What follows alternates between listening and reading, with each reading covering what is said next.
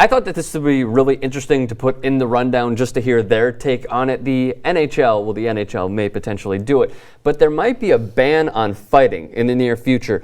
We have a study from Calgary. A Calgary report says that 11 and 12-year-olds are getting injured routinely from body checks. They're obviously not going to limit body checks from the NHL. But fighting in general, first, I think I know where you stand, but Ben, should fighting be banned in the National Hockey League? Well, as you know, I don't really care about hockey, but I think Great if way to hockey start that wants to be taken more seriously, which they appear to want to be, and they're enormously popular in certain parts of the country and then don't really register in a lot of the country. And they're a little bit on the outside looking in terms of the big three sports and revenue they can generate, and I think that the fighting in hockey marginalizes it enormously. And I think it becomes very easy for some serious sports fans to watch a hockey game where there's a big fight and everybody gets into it and be like, this is ridiculous. This is like wrestling. Even though, unlike wrestling, the outcome is in doubt and it has all the things that sports fans want, which is, athletes and competitiveness. So I would ban it. I would have banned it years ago. I think it's foolish. The reason I like watching Olympic hockey, and they don't fight. Michael, what do you think? You can clearly have good hockey. You don't have to watch Olympic hockey. You can watch playoff hockey because they don't fight right, in the all of a playoffs. sudden they stop The fighting, NHL playoffs, they never fight. Unless you're John Scott. I have so many different theories about the NHL trying to become more popular, be taken more seriously.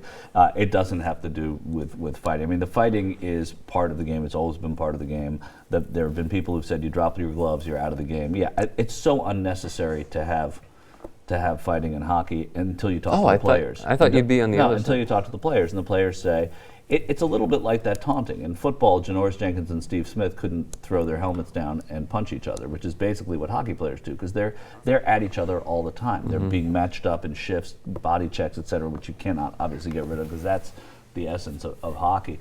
I just think that it doesn't add anything to the game, but I don't think it's going to all of a sudden people are going to watch hockey because there's not fighting. I think more people watch it because of the fighting. So as a marketing thing, it scares people away who would not watch hockey. Ben doesn't not watch hockey because there's fighting in it. No, but I disagree with you really very strongly. I don't know what would have happened to me as a kid watching hockey. I like sports and the outcomes. But hockey's so not defined by hockey. To some people from afar, perhaps it is. Hockey, I mean, I thought of it as fights. That was a big reason why my dad didn't like hockey, and because it seemed like a joke. But people who like hockey, it's part of watching the game because the fights happen. So it's just a sport. Like, I think there are a lot of people in hockey who say, I don't mind that Ben doesn't like hockey. I can't understand why he doesn't.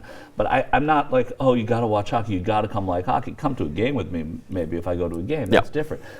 I just sort of think the NHL wants to attract people to its product. Instead of putting a team in Atlanta and a team in Tampa and a team in Miami, build rinks. Build 1,000 rinks around the country in places that don't have them. Start youth hockey programs, then you'll get people playing. I agree with that completely. That's obviously a way to go. I definitely think that the fighting in hockey and the highlights, because it's on the shows, it's on the newscasts night after night after night, it marginalizes the sport. And the fact that they don't do it in the playoffs and don't do it in the Olympics, and don't do it in Europe, should tell you that the players who say that you have to have it, you don't have to have it. There's a way around that. They do fight in Europe. What do you mean? They don't fight the same way in Europe. They don't.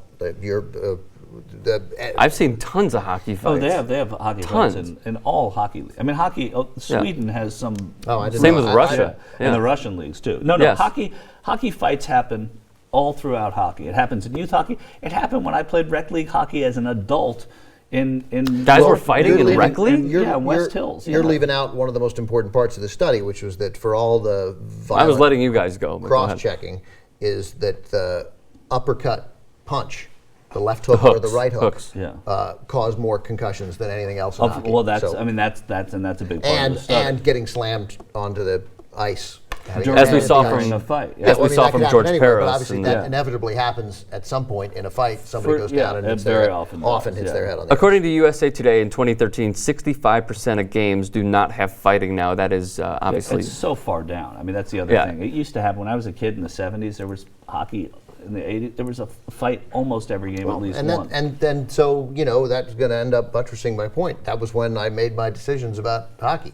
And, some of my friends became hockey fans. The Caps came when I was 7 years old to Washington. It was a big deal. Yvonne Lebray. Yvonne Lebray, and later the great Bent Gustafsson. Dennis Marouk played there. Dennis Marouk for a while was there, yeah. He was like on the first teams where the Caps were good. Yeah, right. He come from the Kings? Goalie. Maruk actually came from the Cleveland Barons when you guys got him. The Cleveland Barons. Did he go to he went to the Kings later then? Maruk, you're thinking of... yeah, Maruk probably went to the Kings later on. And with Gary Sargent, yeah. So very quickly, just last thing. Should fighting be out of hockey? Yeah, definitely. To come. Yes, Michael? No. All right. I say leave it in. Even though it's probably going to be down immensely. There was a point that you I made. think there will be natural attrition that it's gone down. It doesn't feel like it's in every There was a point that you made that Keith Jones actually made on NBC. Or actually, it was Mike Milbury who said that guys should be able to skate and shoot and just not be goons out there when they were talking about John Scott's hit on Loui Eriksson. And I think we're seeing that slowly. There's only one enforcer per what's team happening now. right now, just to talk hockey about it, is the game is so much faster. You can't afford to have that doofus on your team who's only there to fight. Yep. It becomes less and less affordable, and that's what. That So was the game has sort of headed in that direction. That was the point I was making, is that there's no way that the smart general managers who have taken over baseball and now basketball and football to some extent, that can't happen in hockey, where you recognize there's a way more valuable way to use this roster spot than some guy who's going to walk around like this. Right, well, that's and true. protect As hard the as it star. is to agree with Mike Milbury on anything, that he's right about. Look at the Blackhawks last year. They were one of the least physical teams in the league, and they won the cup. So that's just going to show you, the more skill you have on the team, the better.